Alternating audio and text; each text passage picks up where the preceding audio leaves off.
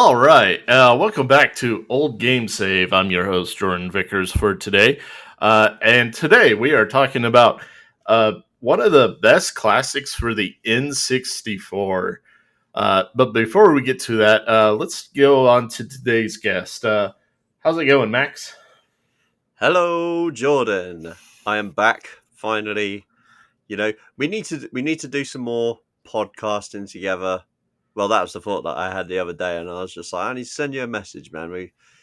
The episode that we done on Moogle Cast with the soundtracks of our favorite OSTs was like a hell of a lot of fun. Just a shame that it kind of just got booted off of Spotify. Who would have thought that would have happened? Oh well. Oh, it got booted off Spotify? I didn't know that.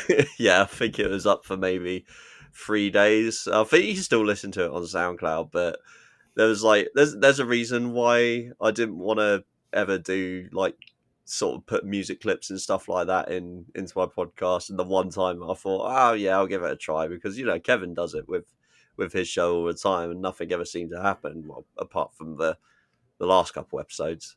And the one time I try it, it's just like no.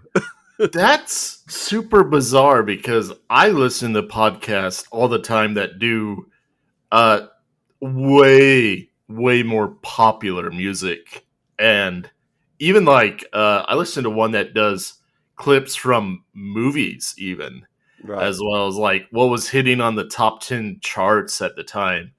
So I honestly didn't think it would be a problem because I'm like, we're just doing really obscure video game music. Uh, I It can't really was. imagine it being taken down. And then I think we had the reverse happen on one of the Trophy Talk podcasts where something went down from ZenCloud but is on Spotify, I think. I Oh, could be right. wrong Okay, on that. that's strange. Yeah, I've no clue. It's there was something when you upload tracks and you put in all the information and stuff like that. There's like a thing at the bottom where you can I don't click like what rights you have like using like copyrighted stuff.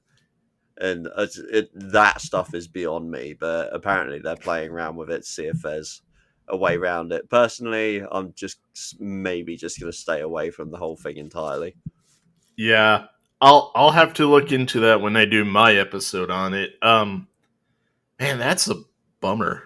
Yeah, it really is. I think it felt like I put a lot of work into that one. Like I spent the better part of a week, like just lining everything up and just making sure that all the tracks are in the right place and that they're playing at the right time and that our voices are fading in and out and the music's fading in and now you got to go the extra mile and click on the SoundCloud link to do it. At least it's still available, but yeah, if you're listening on Spotify, yeah, it's kind of a bummer, but it is what it is. It'd be really nice if these giant corporations tell us what we did wrong so we could at least take it out and re-upload it. Oh, but that'd be asking too much of them, huh? Yeah, possibly, but like I said, it is what it is, and we'll have you back on the show at some point sooner rather than later because that happens. So yeah, we can make up for that. Yeah. Well, I have a quick question before we move on to the main topic of the show. Mhm. Are you a fan of Hollow Knight? I have never played it. I'm not entirely sure what the whole hype around it is. Apparently, like they dropped a release date for the new game. Yeah, we are recording this on the announcement day of Silk Song. It's actually happening. It's finally happening. I was beginning to have my doubts on like, I bet this game's secretly canceled and they're just not telling anyone. It was going to come out, and the Triple G man is having like 8 heart attacks today. Yeah. Oh, yeah. I forget. Are you a Dark Souls kind of guy? Uh, I absolutely fell in love with Demon Souls. So the PS5 released, and I was one of the lucky few that got it on release day, and I brought a couple games with it, and Demon Souls was one of them. And I quickly put it in, and I thought, wow, this is so good. But there's so much else that I want to play that I'm going to have to put this game aside for a while. And I didn't get back to it until, what is it? What was it? 20, I want to say 2023, where I was doing a 1 to 10 challenge. And I chose Demon Souls to be my number 7. So a 7 out of 10 difficulty according to the trophy guide. And I was going to play nothing else but this game from start to finish until I got the platinum. And I'd done it in about 3 weeks. And at the very end, when I got the plat, I was like, wow, that was something else. I've never played a game like that before.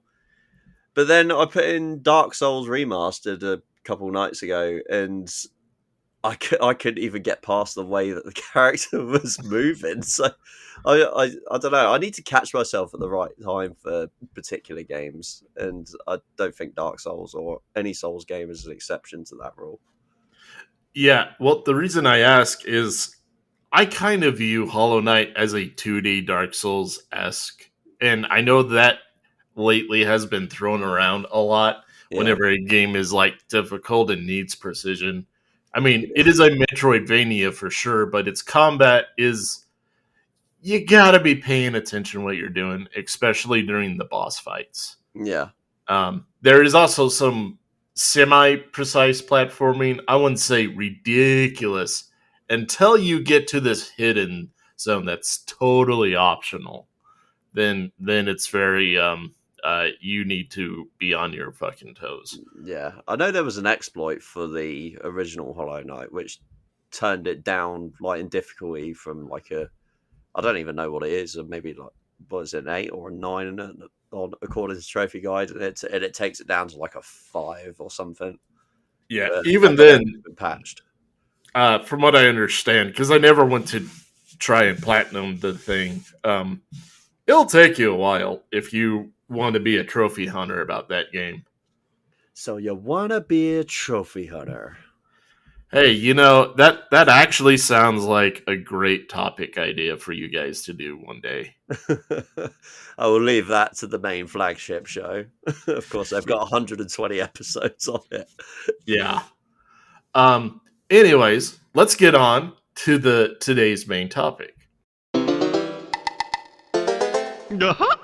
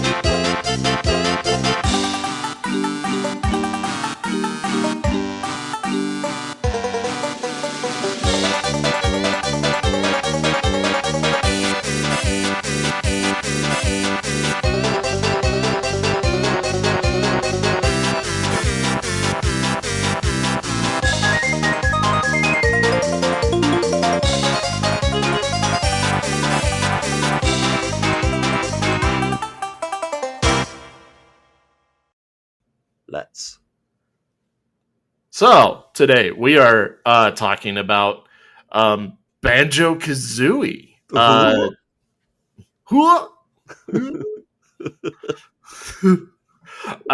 It's kind of funny because I didn't realize till last night. Like, wait a minute, I just talked about Donkey Kong Country with Kevin last show, and then the show before that, was it you or Josh that I had on that talked about Pokemon Stadium?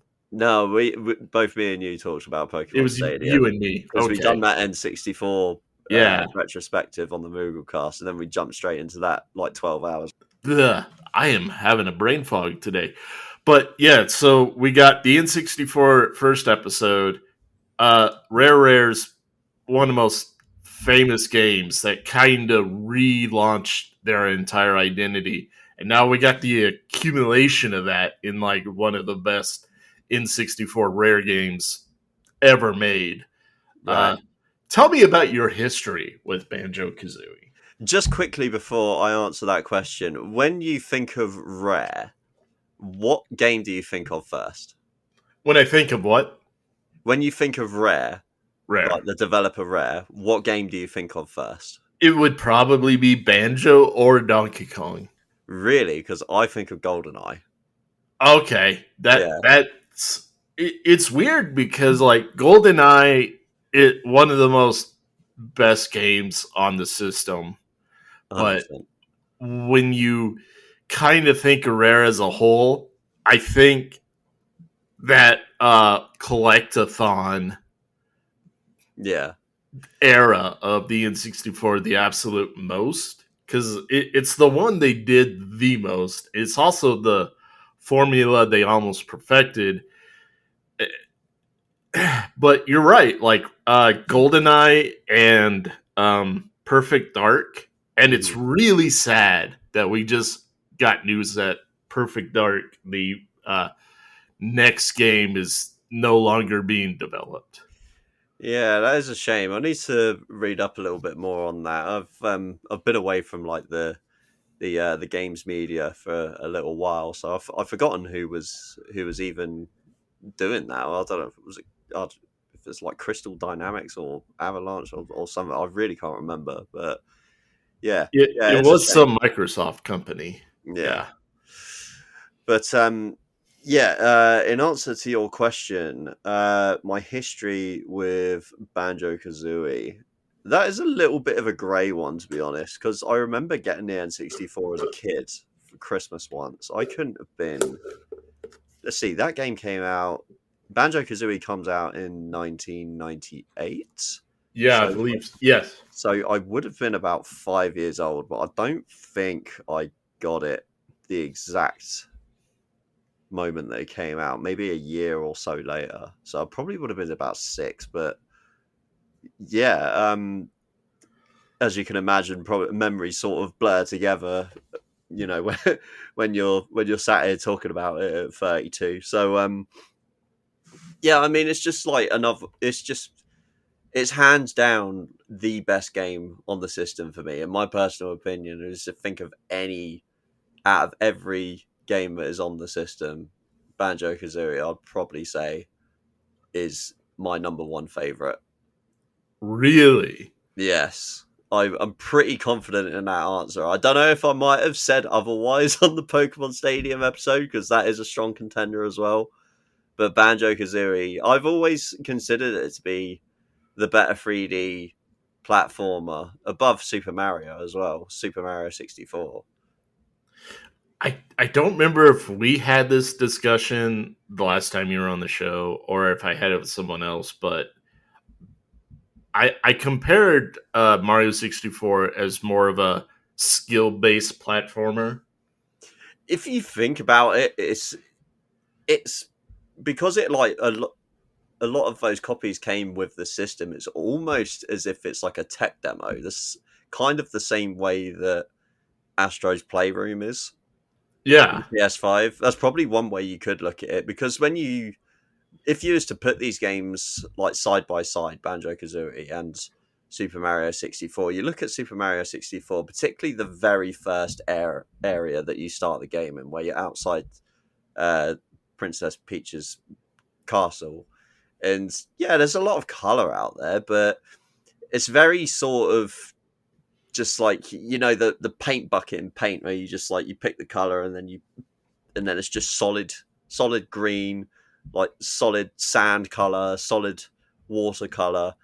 But Banjo Kazooie had like a little bit more going on in like its definition. You could see like leaves and the the smaller things like stones and stuff like that. You're definitely right.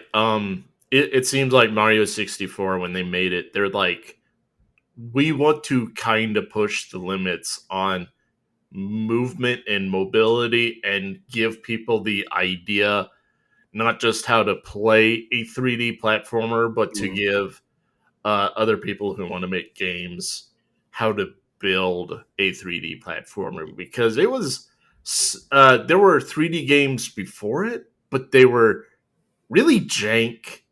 And like Mario 64 was the first one to be like, okay, this feels right. This feels more natural.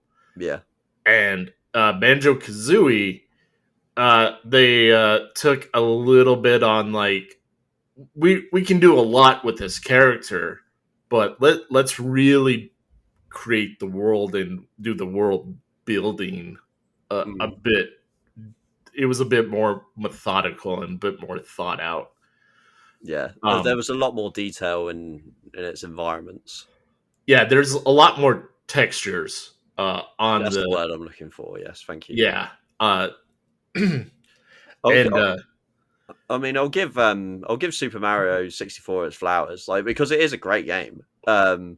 It's definitely a lot more of a faster paced game, that I can say for certain. Banjo Kazooie is definitely a bit slower in its movements. It can be faster at points and requires a bit more precision, especially when you're going like sort of across really tight bridges, particularly in the swamp level. I can remember, but yeah, Super Mario 64. You watch some of these speed runs on YouTube today, and they're oh, they're absolutely insane. insane. Yeah, Yeah, speed runs on Mario 64 are just anxiety inducing. you could see some people would like doing Super Mario 64 speed runs with a Guitar Hero rock band drum kit controllers. What the fuck is going on in the world, man? And like you see them playing, they're just like absolutely insane. Like what they're doing, controlling the character is just like it's not even drum beats or anything. They're literally like tap and tap tap tap tap tap. It's almost like they're doing blast beats. And then as soon as like they enter a level or something, they hit a loading screen and they're doing like proper fills and like proper drum beats just to like sort of get put an extra bit of panache on the video. It's just like it's ridiculous what some people are doing with Super Mario 64. Yeah. Um, Going back to my history of the game, I have a quick question for you. Have you ever had a game in your collection that just showed up? Like, you have no idea where it came from. You know it wasn't a gift or anything. It just was there one day. I mean, I got a lot of hand-me-downs from my brother, and also like basically anything in his library, I used to grab as well. But I kind of feel like Banjo Kazooie probably was one of those games. To be fair, like I'm 6 years old. I don't remember these things. Some of these things just appeared. Yeah. It just appeared on my shelf one day, and I know it wasn't a gift. I didn't ask for it. I think Mhm. I vaguely played it a little. All what I could guess was either one of my friends or one of my sister's friends brought it over and forgot it. Well, that's just a fucking win, really, isn't it? Yeah, and so I played it and I fell in love with it. I was like, oh man, this is awesome. I got it. Let's see. I think I got it before I bought Ocarina of Time, which would fit because it came out the same year, but just beforehand. Hmm. Um, so I'd been in the fifth grade. I don't know what that equates to in the UK, but I was Yeah, 10 I'm or not sure. 11, around Yeah, there. yeah, but something similar. I can't fucking remember. Yeah. Uh, and it just kind of was like, man, this game's just really good. And I didn't equate Rare uh, that much with any other games yet. The only one I could think of is Donkey Kong Country. Uh, and GoldenEye. I had GoldenEye before then, but soon after that, it would be like Jet Force Gemini, Yeah, I remember you Donkey talking Kong about that one. 64, and then Banjo Tooie. I didn't get to play Conquer until I was like a teenager Yeah, because I didn't know anyone who had it. yeah, a quote unquote rare game. I don't think it's so much anymore. I think maybe the original cartridge I think is still worth a little bit of money, but definitely not as much as it used to be worth. I think the rare replay collection kind of um, dunked the price a little bit.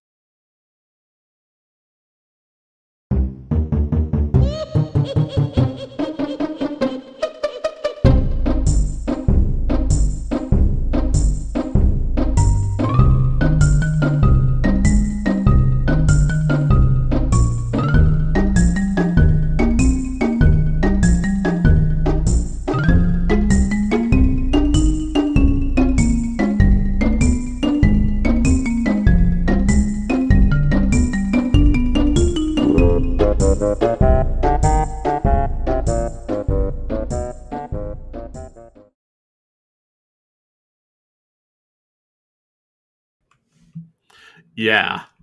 Um, that's kind of my history of the game, and I really only have one story, like kind of around playing Banjo Kazooie. So like after it showed up, and I'm playing it, I'm at another friend's house some other time. It was really more of the like they're my friend because my parents are friends sort of Yeah, thing. yeah, yeah.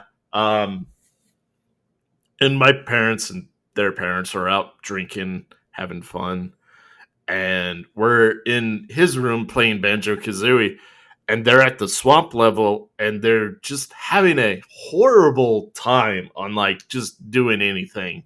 And I do remember that being one of the more infamous levels because when you first play it, you feel so hindered about not stepping into the swamp Yeah. because you get hurt.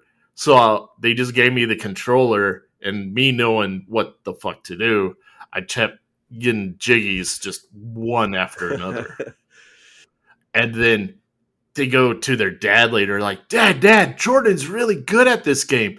And the dad was an asshole, and he's like, you don't want to be too good at games. You'll become a loser like him. Ooh. I'm like, There's what that the negative video fuck? game stigma once Yeah, again. he literally was like, I was like 11. I was just a year older than this kid, and his dad was like, yeah, I don't want you to like not get a girlfriend later in life. I'm like, what the fuck? So it didn't turn out to be much of a surprise when the mom like divorced the dad shortly after. Like, yeah. Yeah, we haven't heard from that guy in years. So, uh, but that's sadly like my only major story outside of like playing this game that comes to mind. Because the rest of the time, it's a single player game, so you're kind of just playing it alone. Yeah. Um, didn't really have a chance to share it with anyone. Yeah, I mean, I definitely used to have friends that come over quite a lot after school, and this was definitely one of those games that we played. But as far as like memorable moments go with this game, I don't think there is many. I just remember, I think the most memorable thing I can think of when it actually comes to this game is just the game itself as a whole. Like, I remember being stuck on it for quite a while, just like, I was struggling to like get enough music notes at one point to get through to the next door, and finally I get to that the seasons level, the one that's actually on the title screen, like as like a sort of demo video, and I'm thinking, oh wow, I can't wait to get to this level, and it felt like the longest time, and then when I finally got there, I was like, oh wow, it's better than I expected. Yeah.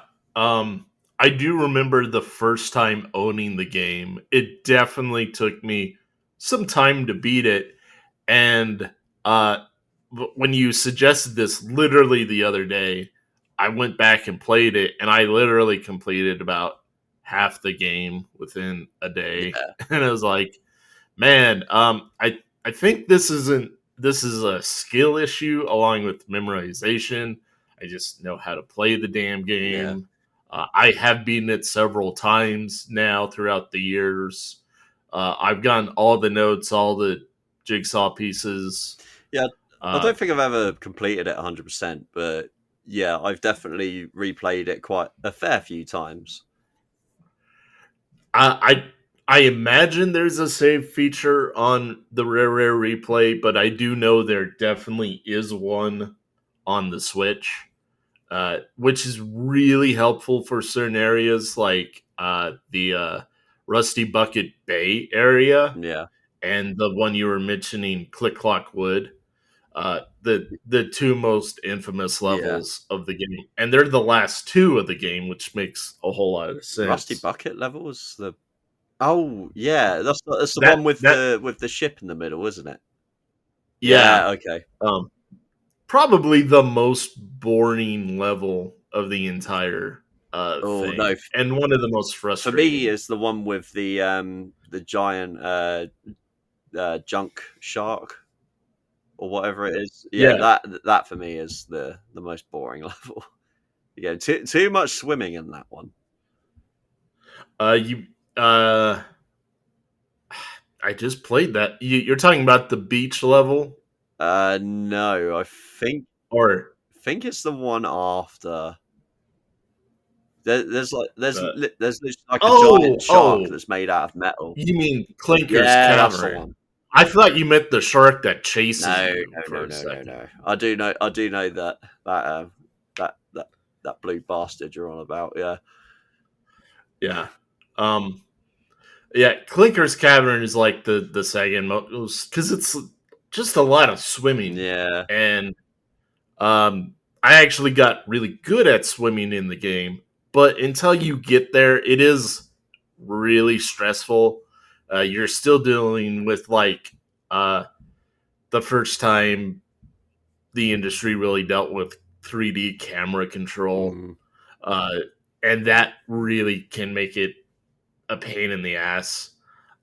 You got the air bubbles, so you got that limited It was more time. like the Um, precision for me because you're always like constantly like tapping the B button to like do the really large strokes of movement. yeah, But then when you're supposed to like swim through the little chains, you're just like, oh, I need to hold A and like do the doggy paddle in order to like yeah. just be slow and like accurate with it. It's just like, oh, it's so swimming has always been a problem in games. Uh, I'd say it's getting a lot better throughout the years, but then I also notice it's disappeared quite a bit Yeah. too. In all So honesty, it, when I think of swimming in video games and games that actually did it right, I always think of the very first Tomb Raider. see, I still need to play it. Uh, I never have, but maybe someday I will replay the very Dude, first Tomb if Raider you do after that, we they. can record another episode on that because I know that game better than I know myself.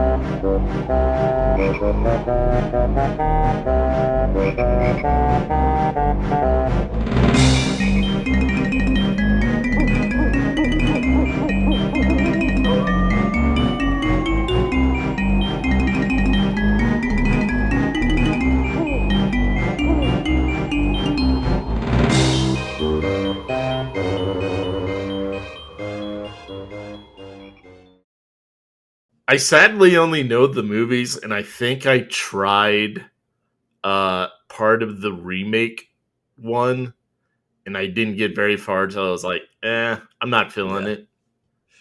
Um, but going back to Banjo Kazooie, we're talking like levels and shit. Um, I have a feeling I know your answer for it because it's everyone's answer. Mm. But what's your favorite zone? Oh, that is That's kind of a tough question. They're all so good. Like, well, apart the two that we mentioned, I think a lot of them are great. Like, it's hard to choose, to be honest. Like, I think it's I, got to be a toss up between. I was going to say there's two that really come to mind for almost everybody, but usually one outwits the other. Yeah, Uh, I want to say Freezy Peak. that's actually second Yeah, place and for then me. maybe Treasure Trove. Oh, Treasure Cove. really? Yeah, I think it's a toss up between those two, but obviously the haunted mansion level is That very hard to ignore as well. But I probably that's what I was alluding to, and like it seems like everyone I did talk to throughout the years, including myself, like Monster Mansion is the goat. yeah. Um, Also, being a couple of weird metalheads like us, uh, it has that awesome metal vibe, the goth vibe, Mm. the Halloween ness to it Oh all. yeah, But chill out. I think I remember the when it really solidified. Like, man, this game is awesome. Um, is I'm just dicking around for the first time, exploring the level, and I break a window and I can go inside it. Anarchy. Well, it's not so much that it was more like windows and shit on most games back then were set Yeah, dressing. So when you break it, you're like, "Oh wow, that's yeah, interactable," and then you can go through it, and you're like, "Oh my god, all the secrets are popping yeah. up." It's really It, satisfying as well when you smash him because like it makes a really satisfying window smashing sound, and then Banjo does a fucking backflip. It's like, yeah, man, that's so cool. yeah, and then you kind of run across the walking toilet, and you're like, "It'd be kind of funny if you could go down there." And then you get the pumpkin upgrade, uh, and then you Yeah, you can realize, flush yourself. hey, Yeah. I always just yeah, it's really gross, but it's also really cool. thought it was funny because the toilet sound makes fart noises when it speaks. That's actually something. When I was replaying this the other day, I realized every little thing speaks to you. Yeah, It's a little weird. Uh, like everything has eyes and pops up and does that little banjo talk. The yeah, just gibberish. It's almost like yeah, a little bit Simish in a way. yeah, and it really didn't dawn on me until I'm like, man, even when you touch the honeycombs for the first time, they talk to you. Yeah, Um, yeah, the Jinjos, the mumbo masks. yeah. Yeah, absolutely everything. Yeah, the bloody the hippo, the pirate hippo that just burps. It's like Oh, it's just so appealing to like kids because like all these things are just making such like a lot of it is just like toilet, absolute toilet humor. But then you've also it got like like Freezy Peaks where you collect the presents and the Christmas light bulbs. It's making all these magical Christmas sounds as well. It's like it's so appealing for someone that's a young age. yeah. Uh, I think the Christmas motif of Freeze Easy Peak makes that like the second favorite zone everyone really fucking loves. Um, I'm still kind of surprised you said Treasure Trove Cove because we talked about the shark Yeah. earlier, and everyone was also like, "Fuck that Oh shark! yeah, fuck the I shark. hate Yeah. that." Oh man, that was like, "Hey kids, here's your first form of PTSD." Yeah. Here's cartoon Jaws.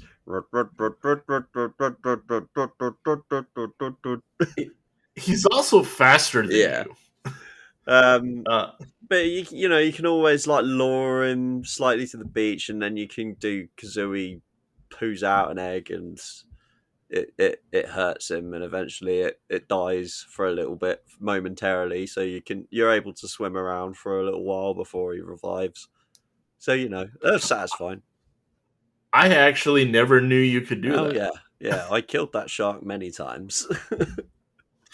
I thought he was one of those few enemies that was just Oh invincible. no, not in this era. He Oh was man. not a god mode enemy. Now I have to go back and kill him out of spite. Oh yeah, just get your revenge after all these years of torment. Yeah. I no longer have a problem with him. I know how to like just do well enough where I stay away Yeah, from yeah. him. But yeah, back as a kid, it was just like, oh Mm, fuck this thing hard, man. Um, I do remember the giant hermit crab in that as area as well. That's kind of a big standout. yeah. It kind of was like your first boss Yeah, it encounter. really is. And the boss music is great. It's like it's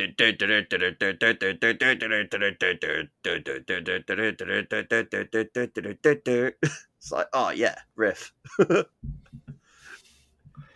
And then you can go inside its shell. That's the part I remember from like the screen, like the title screen where it showed you like some of the demo clips, and that was one of the areas that it showed. And I get there's something about that screen that which was like weirdly nostalgic. Yeah, I heard some other podcast. I can't remember which one, talking about how there are no real demo screens anymore lately in most games. And I'm like, yeah, that's actually kind of true. Um, Yeah, now that you say it, that is weird.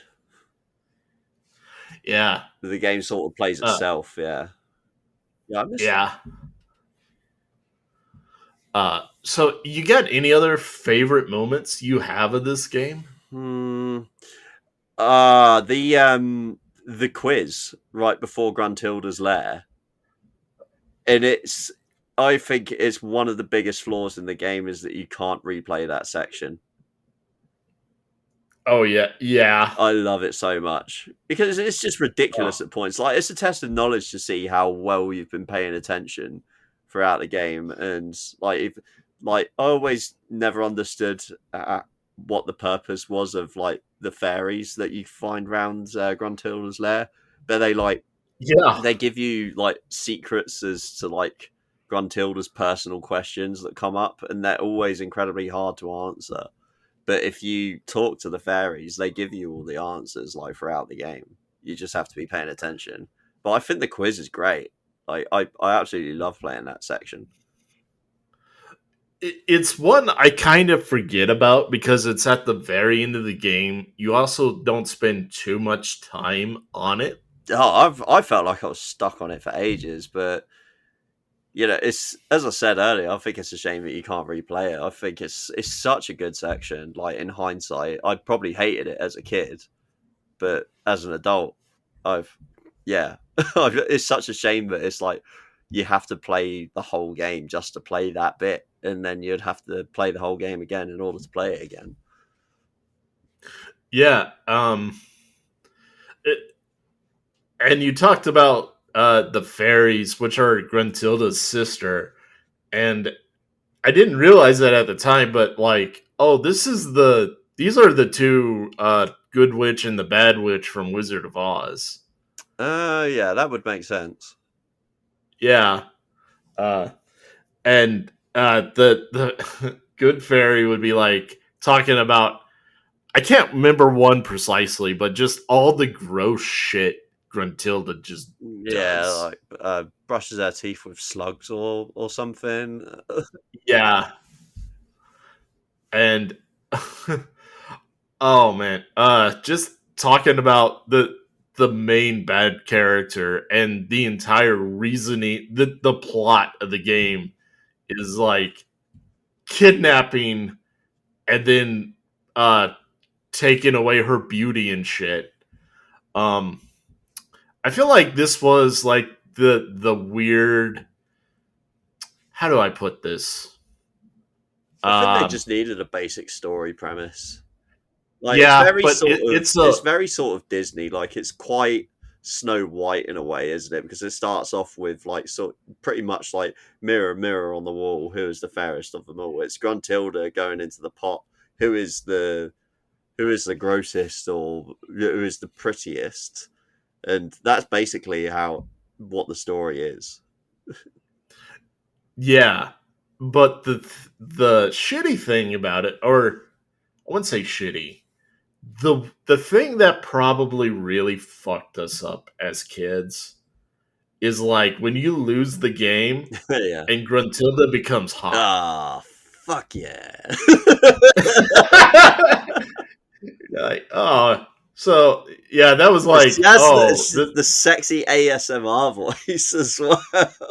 That oh man, I forgot all about this, man. Some hot green bitch comes out.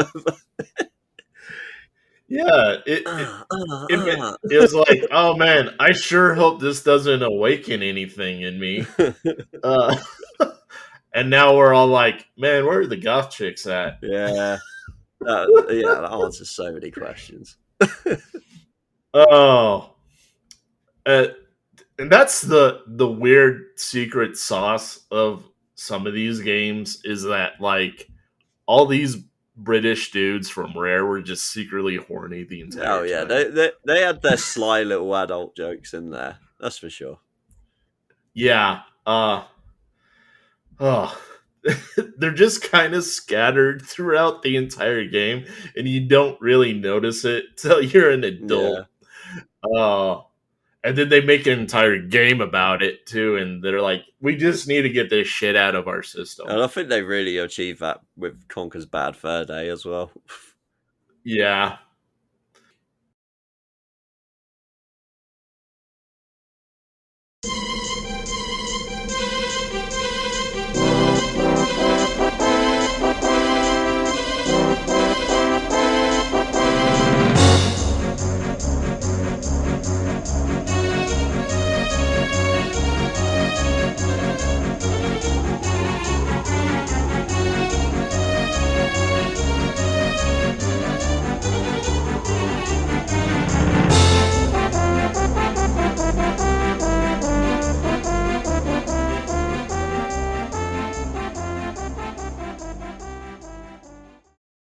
Do you have any other parts that you really love or hate? I You mentioned Click Clock Wood, and that one is a love hate relationship in itself because the area itself is so big and it's really beautiful and it's a really cool idea. But when you're trying to get all 100 notes in that level, you're just praying that you don't fuck it up.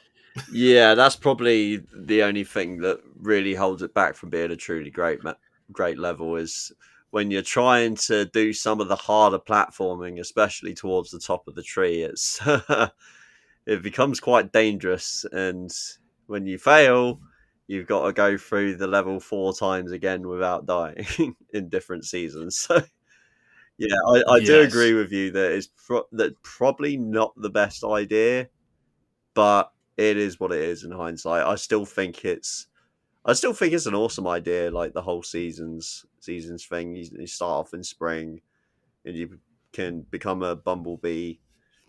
But I think that's what the other thing I didn't like about it is that you couldn't be the bee in like the other seasons. Like you think you could have at least be the bee in the summer, maybe in the autumn, but no, not in the winter. Well, it is kind of a godsend because once when you are being able to come to be, it makes you be able to get a lot of the harder points, a lot of the harder to get notes a lot Yeah. easier. And I think they realized we can't make this level too fucking Mm. difficult. Um, Another weird love hate relationship I have is the desert level. Yeah, with the camel and Yeah. yeah, I Um, quite like that one. I can't quite remember some of the areas in it. I think there's like a sort of enemy rush encounter somewhere in that level as well that I always thought was quite fun. But yeah, I'm struggling to remember some of the parts of it, but I do remember it. I do remember having fondness for the level itself. Yeah, I love the theming, but I thought there was one too many pyramids. It's one of those, if you fuck up, it's kind of a slog to get back Yeah, through and trying to pick up all the damn notes. There's also a couple of like death pits in that area where you're just kind of fucked if you fall into. Uh, there's also the ceiling is going to collapse on you pyramid right. where you got to run through the fucking maze. Uh, That's the one I was thinking of. That's the one I was thinking of. Yeah, yeah, that is a. I think that level is actually really cool. Like in hindsight, there's some great ideas going on in there. But yeah, as a younger kid trying to get through this game, the levels do seem to get progressively harder and harder as you play through. There's also another section that I remember. If you become the pumpkin in the uh, manner. monster manor, you can come Yeah, out of the level and you can try and go across that awful bridge to the secret cheat code book. yeah, Cheeto. Yeah, Cheeto. But trying to platform across that bridge and you're making the slightest movements as a bouncing pumpkin. Oh my, I do not remember that fondly, but that is one that sticks out in my head quite a bit. Well, the other problem with that level is like the lighting because there's magma flowing under you, and because of it, it's a really cool effect where it gets lighter and Yeah. darker. But it's also super annoying because you're like, at points you're like, I can't fucking see. Hmm. And I think that's a bit better on modern TVs, but on the old CR TVs, oh man, it would get there's literally a few seconds where you're like, I can't see shit. I need to stop. Uh and yeah, there a lot of Mumbo's transformations. You can actually leave the level for a little bit and explore around, and those were some of the cool Yeah. secrets. Did you know about the stop and swap idea? Stop. Oh, this is the frozen key that you could take into Banjo Tooie.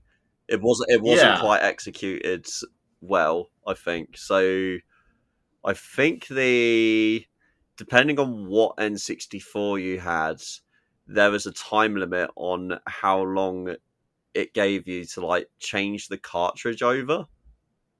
yeah. And I think even like the older consoles, it was literally like a second, like literally a single second you had to take the cartridge out and put the other cartridge in. I remember reading this. I thought it's quite fascinating, like in a weird way. Like it's a shame that they couldn't get it working properly, but it's quite an interesting read. It's definitely worth looking up. I do remember that key just bugging me as a Yeah, child. Like, all you wanted to do what was is just it pick it for? up. There is a Yeah, way to pick it up. yeah. Yeah, with the what is it? Not nice ice key, give to me, please, or something. In the room with all the letters. Oh, yeah. Uh, Speaking of which, how you enter cheat codes in this game. Uh, that was interesting. You would go to that area in Treasure Trove Cove and punch in your cheat Yeah, code that you would find that would give you like more eggs, more feathers. I don't think I ever really used it as a kid though. yeah.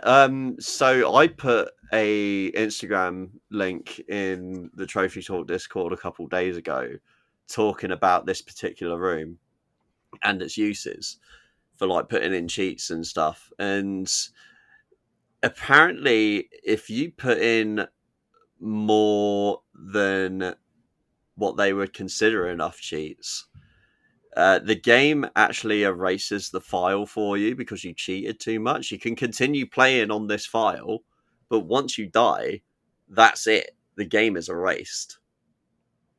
Like the save Yeah, file was erased, and you have to start again, like as a punishment because you cheated too much. That is fucking awesome, and I can't believe. I don't think I ever ran into that. I think I read that online as a kid, and I think that's what persuaded me not to even care for it. Right. Because I'm like, well, what's the point of cheating if you aren't going to let us cheat? Yeah, I think they let you cheat a little bit, but yeah, not excessively. Shit, Yeah, which I think is good in hindsight. The cheats didn't really do overly much anyway. yeah. It's not like Grand Theft Auto where you can just drop a tank out of nowhere. Yeah, Although that'd be kind of awesome. yeah. Just I always plowing through stages. in a rhino. Yeah, um, uh, there were like, there's the music, which is always something everyone raves about. It's basically the same melody almost over and over, just in a different yeah, rhythm. That was kind of genius. Uh, Grunty's lair is always just super fun to explore. It's an interesting hub yeah. world for sure Yeah, because it the witch's feels, tower. Yeah, it's cool. And by the way, yeah. the soundtrack is composed by Grant Kirkhope. I was going to say Dan Kirkhope, but that didn't sound right for a second. Um, uh, that was kind of a legendary uh moment for the Yeah, N64. Is just the yeah, soundtrack. I remember um reading in magazines about Banjo Tooie and just waiting forever for that game after I finished this. Uh, and then I finally got it, and then was like, I don't think this is that good. I'm kind of glad you said that because I vaguely remember playing it when I got the rare replay collection, and I thought it was more because I was so used to playing a Banjo game with an N64 controller, so I just put it down. And I did eventually come across it. So I used to work in a charity shop for a while, and I never saw like too much of interest coming for my taste, but there was this one particular time where this woman came in with like a trash bag full of really like old games, and she had donated uh, what's it, Shadow Man and this and Banjo Tooie for the N64, all in box with the manuals, and I've that was something that you never saw. And I remember I was like, I think I'm gonna pick this one up. I put £10 in the till for it. Didn't realize it was like worth quite a bit of money. So yeah, that's how I came across that. But I never ended up playing it actually.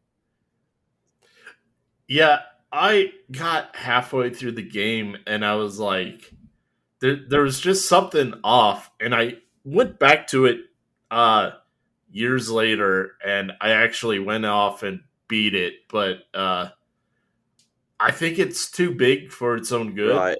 and it makes you backtrack in some of the worst Is it? ways. It takes more of like an open worldish kind of thing. Is it? Is that what it's doing? Oh, I can't quite remember. It's not. it's not quite open world, but it is. The environments definitely are Yeah. bigger. Did you play ukulele? I I played about 2 hours of Is it? that, and I Is it just similar? it was similar and not in the best Right. Okay. ways. Um, I I just was like, man, there's something really boring about this Hmm. space, and I'm not really having fun here. Yeah. I did play ukulele for a little bit, and well, actually, I'll say a little bit. I platinumed the game, Oh, but that's a totally different story. yeah, Yeah. I think the game is like it's great, but I my only problem with the game was the fact that the levels were just so large and didn't have much in them to justify their size. You'd have to ask Colin about it because he platinumed it as well. But I think he had similar thoughts about it. Yeah. I'll definitely ask him next time I talk to him, which is actually soon-ish. Me and him are going to be talking about Resident Evil 4. Nice. Not for... Actually, I'll be talking about both games, but for him, I'll be talking that on Finished Game Review in Yeah, October. that sounds sick. And I can't wait to talk about both of those games. Oh my Just god. quickly jumping back to the music, it said Banjo Kazooie was one of the first games to feature vertical remixing, where various sound layers fade in and out depending on the player's location.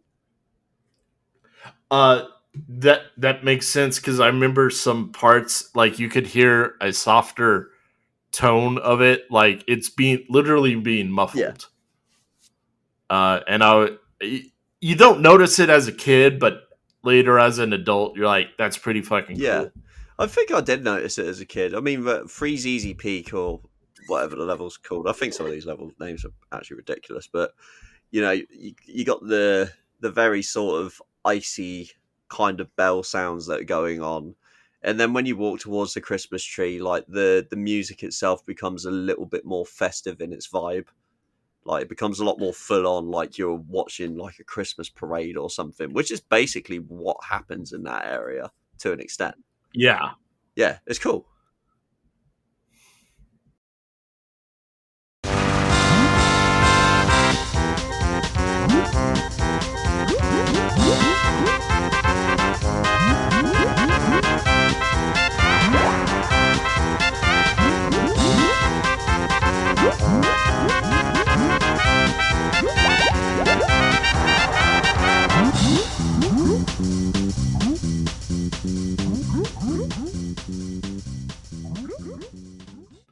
Um.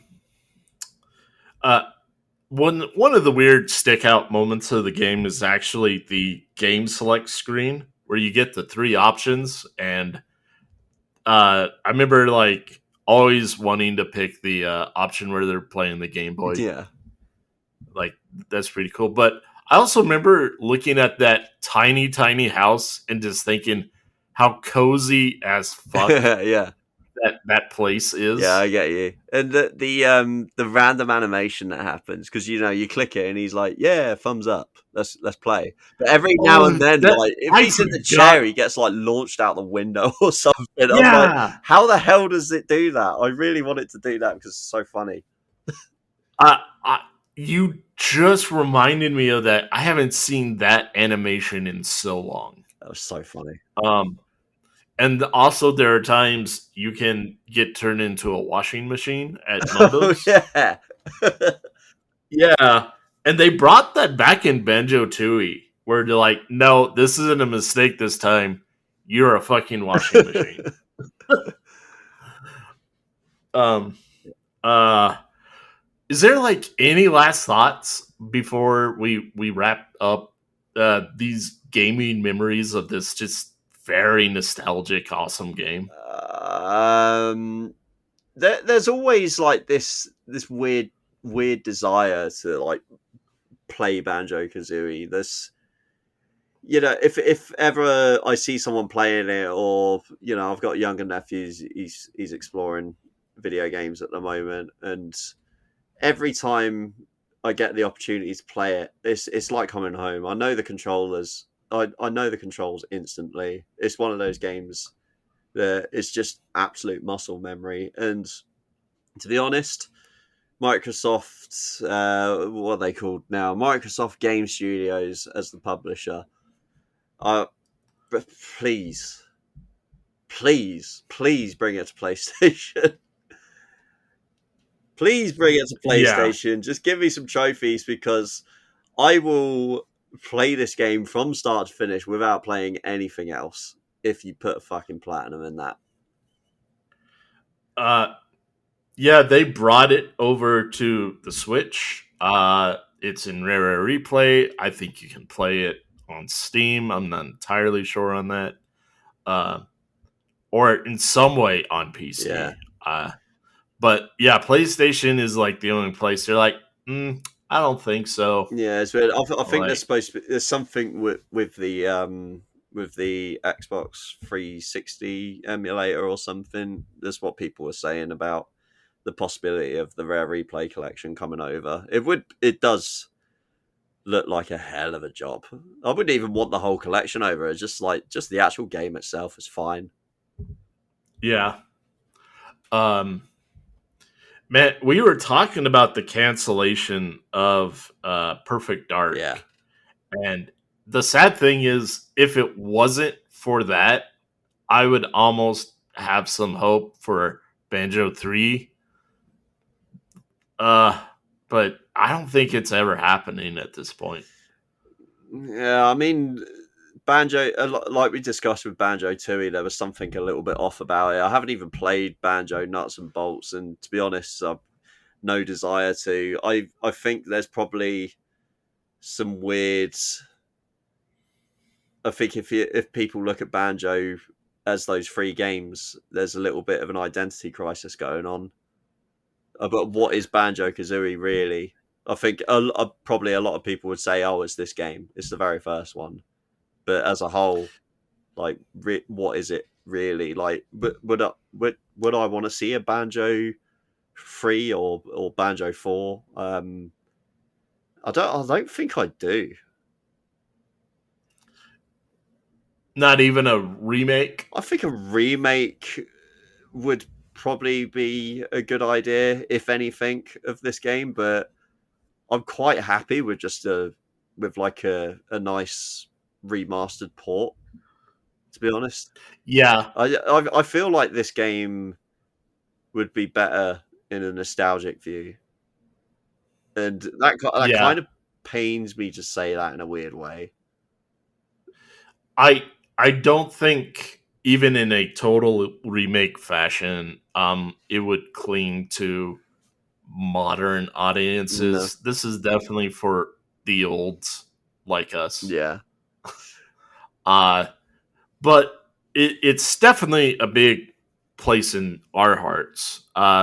We're like, if you were a teenager or a young kid uh, when this game was yeah. released, you're just like, man, this game fucking There's a ruled. place in time. Like, it's kind of like your favorite records or like some of your favorite bands. I mean, you know, Tool brings out an album like 15 years or whatever after their last album, and it's just like, this ain't it. And then people are after a new System of a Down record. I'm just like, I do not want that at all. It's kind of a similar sort of thing for Banjo Kazooie. That's quite a strange comparison, but it's true, man. Like, some things had a place in time, and it's cool to replay them and listen to them or watch them, but bringing them back in a new way can be a bad idea. Yeah. It sometimes is just best to like put things to bed. Also, I think we're kind of tired of franchise fatigue. Just always rebooting, reselling. Yeah, We want something a bit more fresh every once in a while. yeah, absolutely. I totally agree with that. And I don't believe every idea has been made already. This isn't music. It's video games, and we've had examples of brand new IPs that have come out have been really successful. Astrobot is a perfect example for this kind of episode in particular. Yeah, now that I'm thinking about it, the last new thing of Banjo I have is the amiibo for Smash, and it's on my amiibo Mm, collection, and it looks really pretty. It looks really cool. I'm glad I yeah. bought it. Um, well, I think we're going to call it there for a day. Max, where can people find you? You can find me on the Trophy Talk Discord. That is, let's see if I can do it off the top of my head. Patreon.com/Trophy Talk Network. There you can find a link to our vibrant Discords. And over there, I am the host of the Moogle Cast. Me and my co-host Zach talk about all things video games related, and we're quite the fans of Final Fantasy. In case if you hadn't noticed the name, but yeah, come check us out. And we've done a couple of episodes with Jordan already, so feel free to check those out. A whole episode on N64 with Kevin, Garaventa, and yourself. And we also did the music episode that we talked about at the start of this episode. So yeah, there's plenty of content for you to listen to over there. Yeah, please check us out. Come say hi. And yeah, it's a silly old time over there. I love it. Yeah, I sadly have missed your last episode on Clair Obscure Yeah, because I just started that game myself the other day, and I got through the prelude, and just the prelude alone, I'm like, I'm gonna cry during this game, aren't I? yeah, big grown man tears. Honestly, I'm looking forward to hearing your thoughts on it. The only reason I think that episode exists is because me and Zach needed something quick to do. We had a lot of holiday going on, so obviously the episode that you done with us was pre-recorded, for July, and that we did Clair Obscure. I think maybe a week or two after that for August as well. So I think we will do more spoiler casts, I think, in the future, but they'll probably be more as bonus episodes rather than like the episode of the month. I think that was the only thing that we could do on like short notice without a guest. But yeah, we're going to try and probably stay away from having main episodes focused on a spoiler cast because not everyone is playing Clair Obscure, or a lot of people want to play Clair Obscure but aren't going to be able to get to it, until X amount of time. Yeah. Have you guys done an episode yet on FF16? That is episode 2 of Trophy Talk DLC pack. So a little bit Okay. of history for you. The Moogle Cast was originally called The DLC called packs. Trophy Talk DLC Yeah. pack, and the episode 1 was a spoiler cast on AC Mirage, and that was Colin and Gary that did that.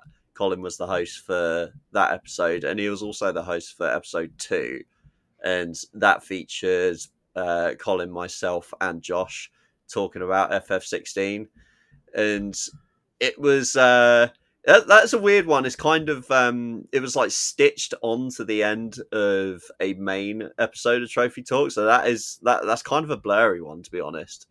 But yeah, we had a really long discussion on that. It was almost like 2.5 hours. So if you really want to find that, that is available. I think that came out in like December, maybe a year or two ago. But yeah, since then we didn't. I think they wanted to do more DLC pack, but they couldn't quite find the time. And then I just messaged Colin one day. I was like, I've got an idea. I want to try it out. Can I use this vacant platform that you have? And that's kind of how the DLC revival started. And then, when I was confident with what I was doing and I brought Zach on board, we rebranded it to the Moogle Cast. And then obviously you and Kevin were basically our first guests for that. Yeah. I'd have to go back and re-listen to that episode because I actually really like 16. Oh yeah, I love it. And I have thoughts as to why it is the way it is. Yeah, I'd be curious to hear your thoughts. I was thinking that I want to do a pickup on that episode in particular, as maybe as a bonus episode, because I still haven't played the DLC for it, and I know Zach hasn't either. I know we're still recording and everything, but I still need to do an episode.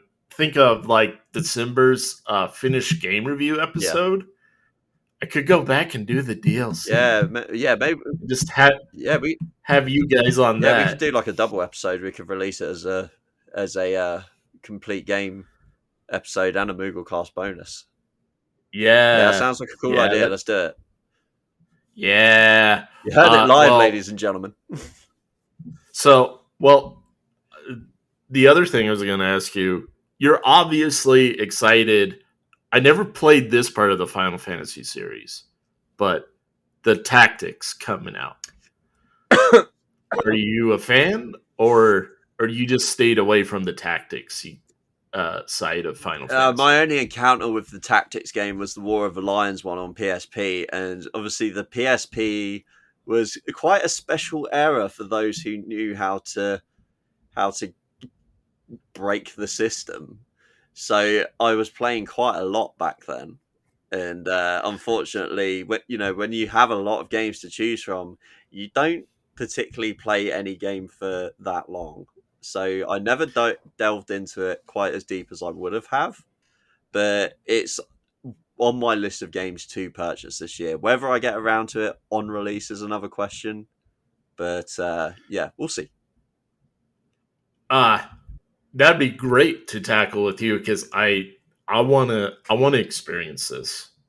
I'll tell you what, if you want to experience that for yourself and then have someone who knows the game inside and out, Zach is your best person for that.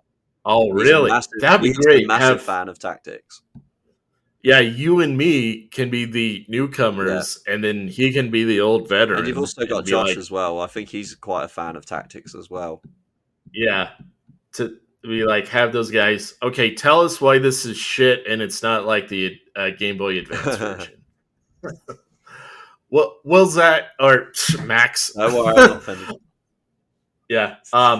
It's been great having you on the show. I appreciate you coming on and talking these old games with me and these old memories.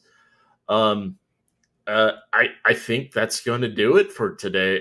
For myself, I am Jordan Vickers and my host Max.